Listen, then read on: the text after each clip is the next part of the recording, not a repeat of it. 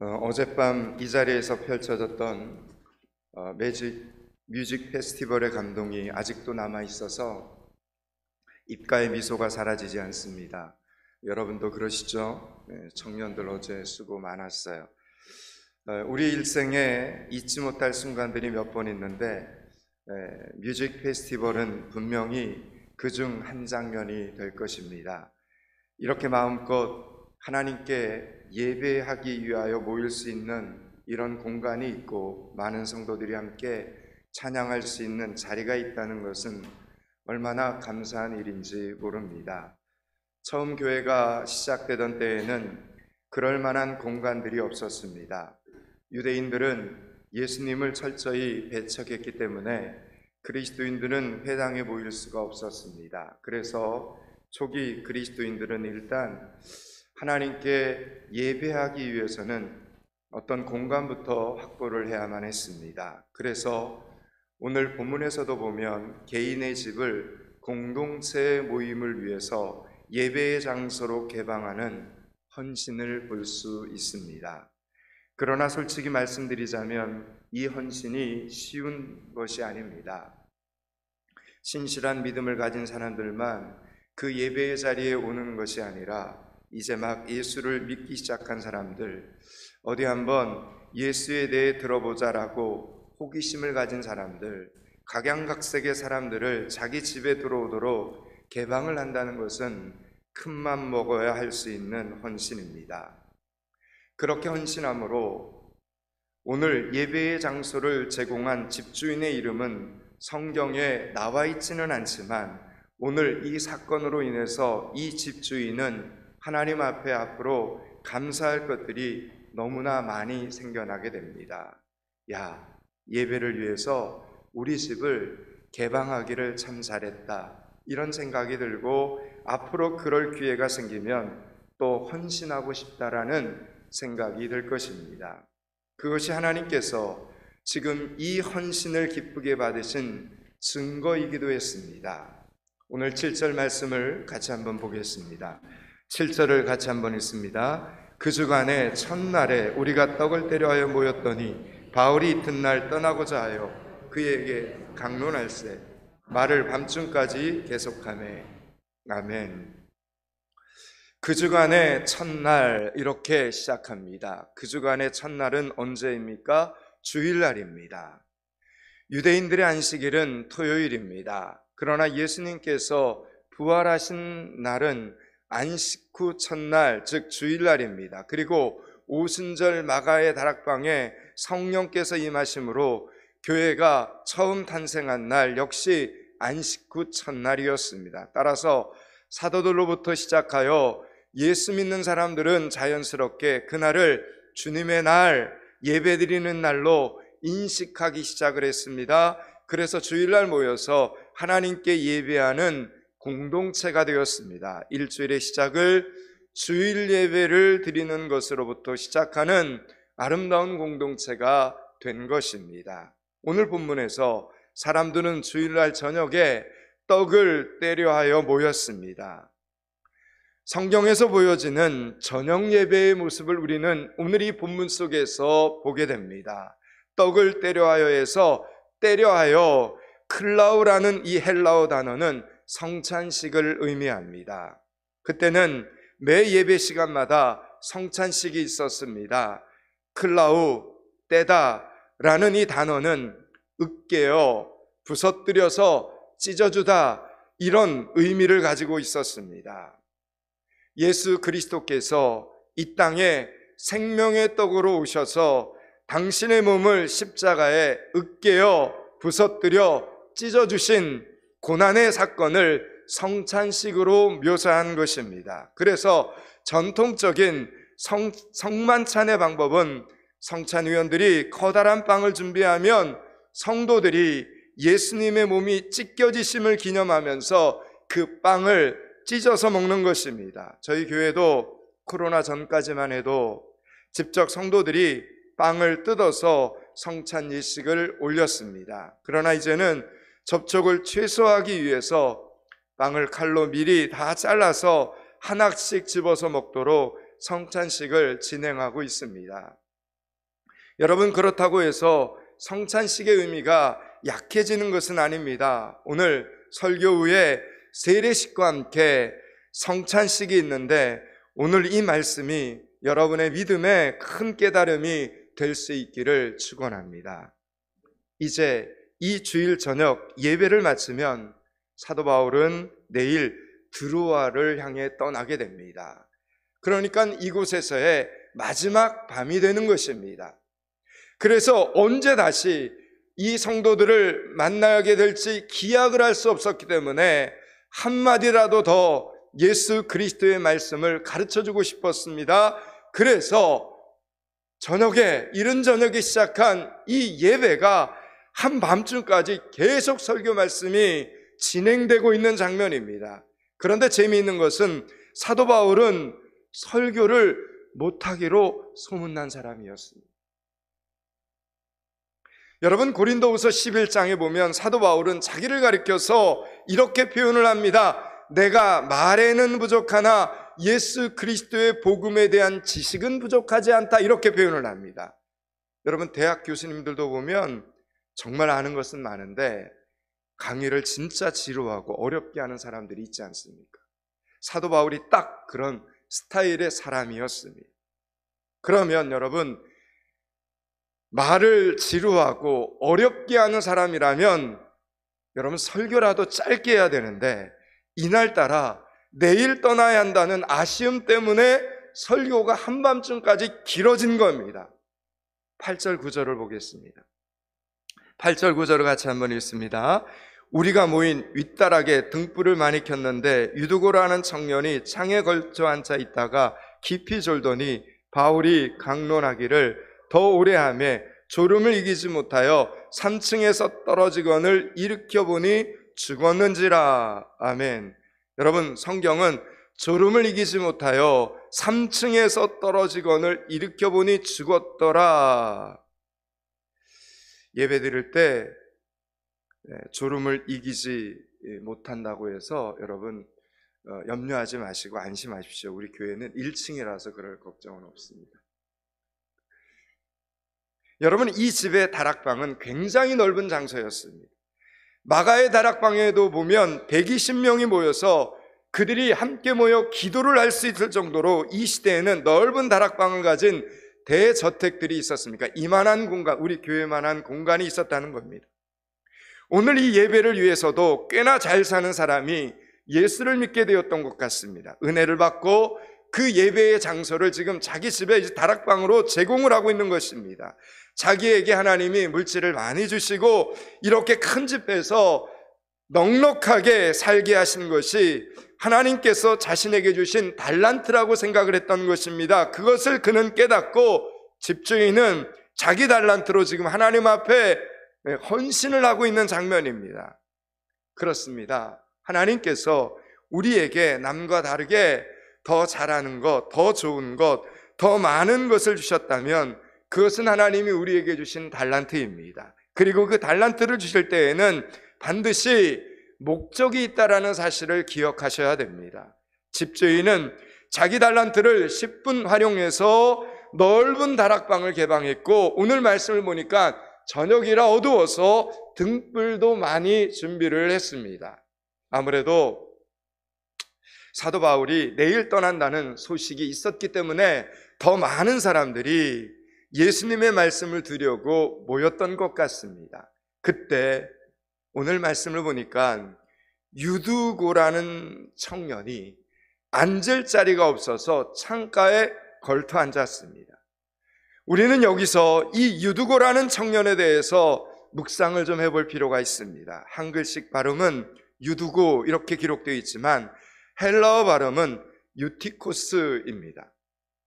헬라 시대에는 이름에도 귀천이 있었습니다. 그래서 이름만 들어도 이 사람은 귀한 신분의 사람이구나, 천한 신분인지 단번에 알아챌 수가 있었습니다. 예를 들면 돌쇠, 종종이, 여러분 이런 이름들은 대개 머슴이나 몸종의 이름이지 양반집 도련님이나 아씨에게는 그런 이름 안 지어줍니다.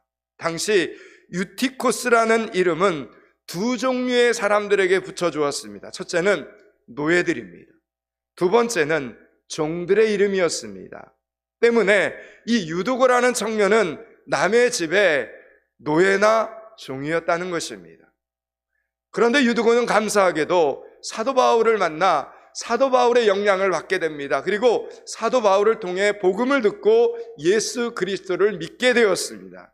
그런데 그 고마운 사도 바울 선생님이 내일이면 떠난다는 소식을 듣고 부랴부랴 일을 마치고 예배의 장소로 달려왔지만 와보니까 남들보다 늦게 도착을 한 것입니다. 그래서 창가에라도 걸터 앉았습니다. 그런데 넓은 다락방에 가득 찬 사람들에게서는 열기가 뿜어져 나오기 시작을 했습니다.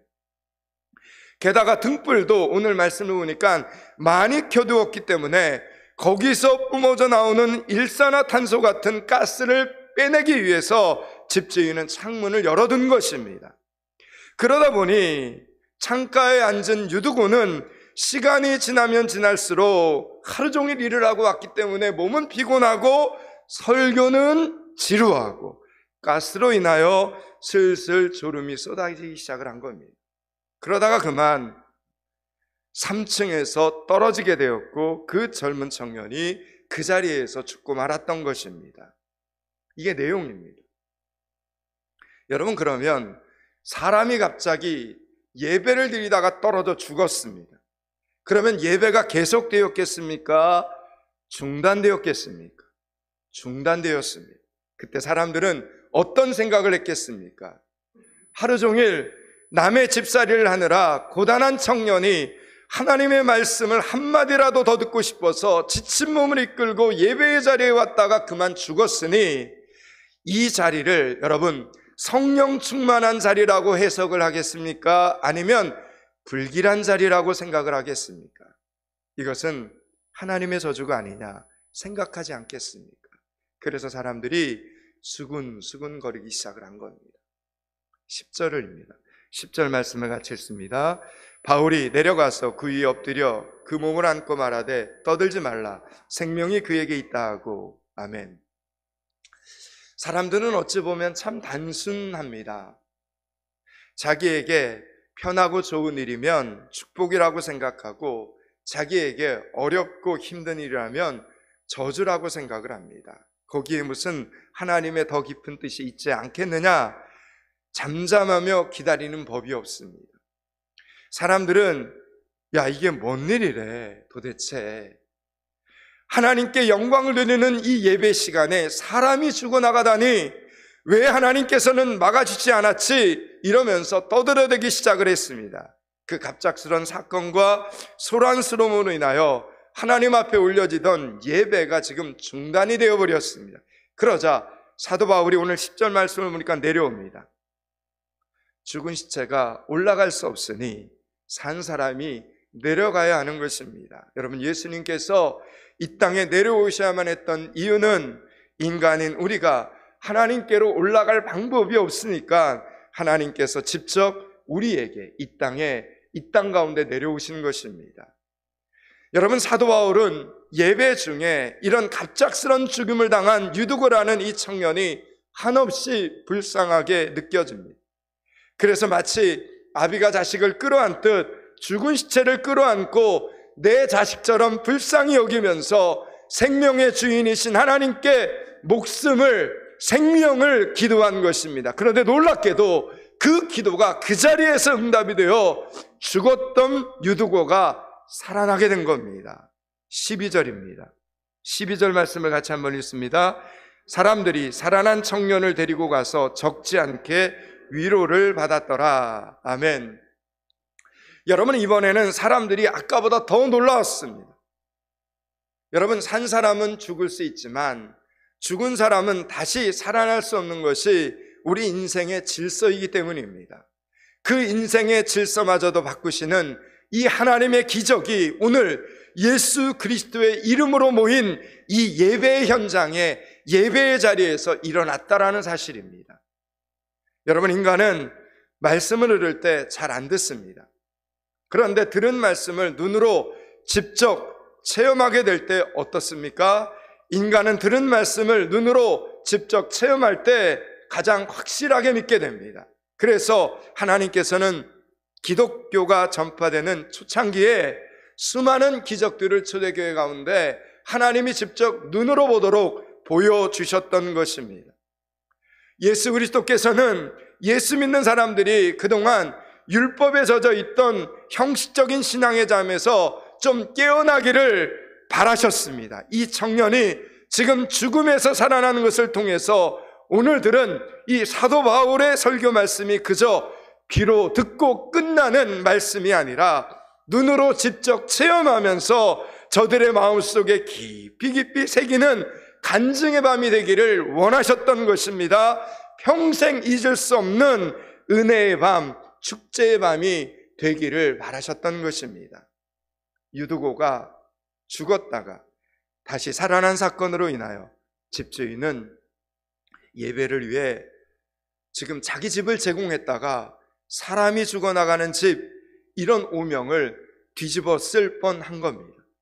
요즘 같으면 창문에 방충망도 하지 않고 위험하게 열어놓아서 생명을 잃게 만든 책임을 면하지 못하는 상황입니다. 그런데 대반전이 지금 일어난 겁니다. 야, 이 집은 죽은 사람도 살아나는 집이구나 라는 명성을 얻게 된 것입니다.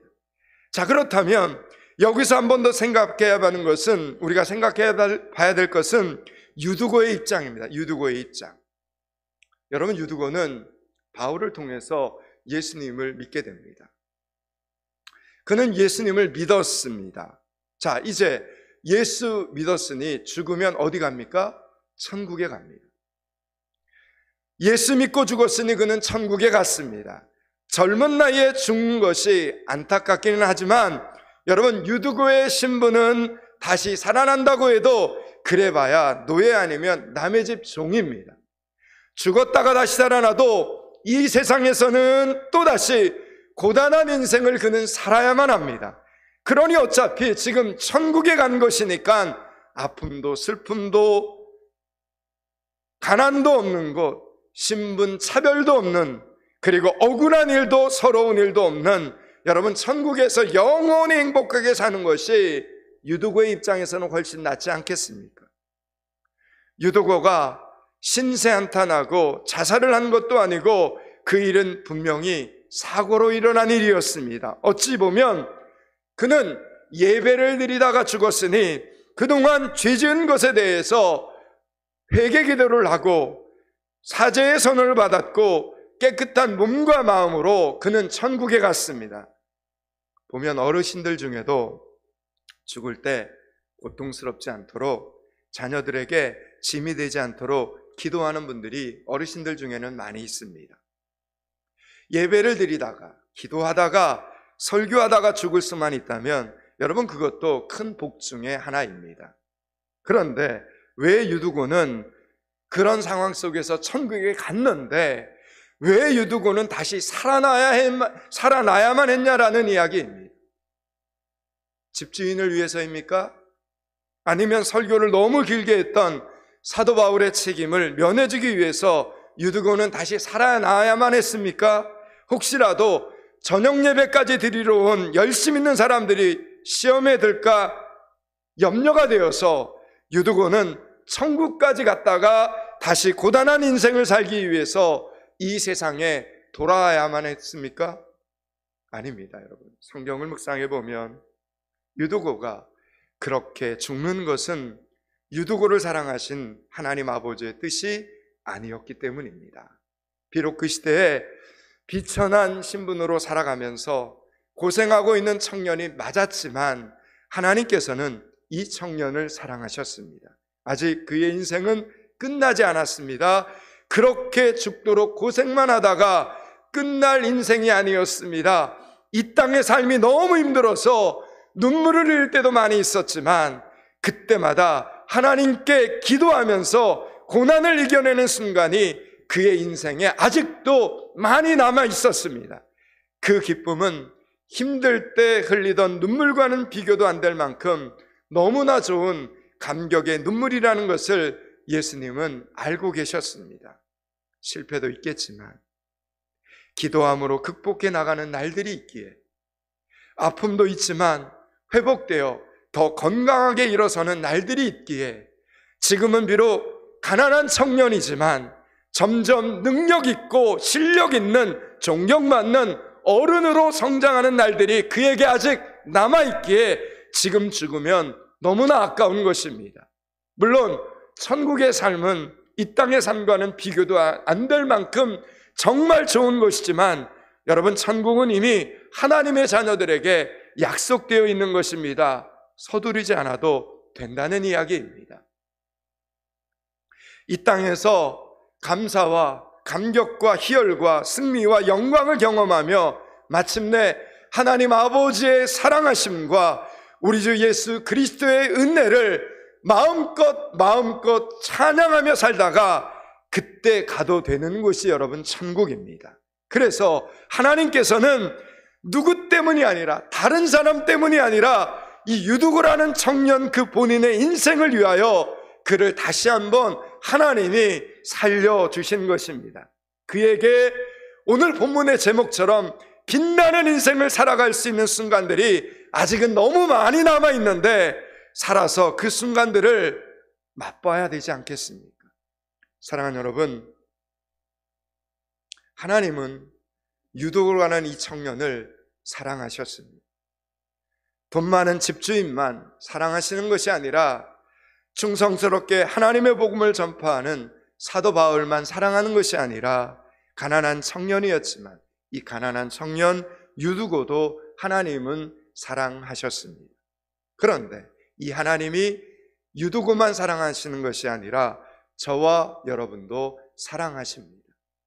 지금 여러분이 어떤 모습으로 있더라도 그 모습이 여러분의 전부가 아닙니다. 아직 여러분의 인생 속에는 빛나는 순간들이 너무 많이 남아있기 때문에 천국으로 부르지 않으시고 계신다는 이 사실을 꼭 믿으실 수 있기를 축원합니다. 이제 11절과 12절 말씀을 같이 읽겠습니다. 11절 12절입니다. 올라가 떡을 떼어 먹고 오랫동안 곧 날이 새기까지 이야기하고 떠나니라. 사람들이 살아난 청년을 데리고 가서 적지 않게 위로를 받았더라. 아멘. 이 청년의 생명이 돌아오고 시체가 생명으로 일어나자 중단되었던 예배가 회복이 되는 장면입니다.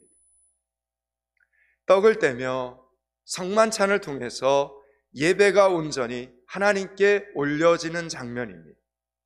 여러분, 이 말은 단순히 어떤 돌발적인 사건이 일어났다가 해결되었다는 그것을 설명하고 있는 것이 아닙니다.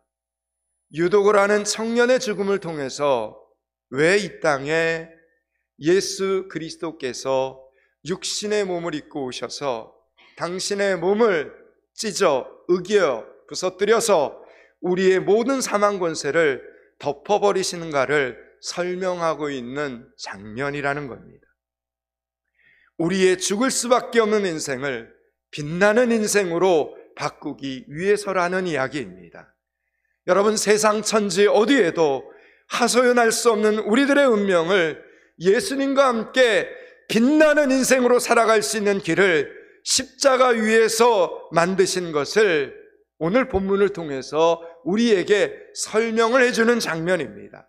때문에 사람들이 다시 살아난 유두고를 보면서 자신들에게도 소망이 있음을 투사하면서 큰 위로를 받는 본문의 장면이라는 이야기입니다. 빛나는 내일을 위해서 큰 위로를 받는 시간이었던 것입니다. 여기까지가 오늘 본문의 전체 메시지입니다. 이제 말씀을 마치려고 합니다. 사랑하는 여러분, 여러분은 혼자가 아닙니다. 여러분은 절대로 혼자가 아님을 믿으시기 바랍니다.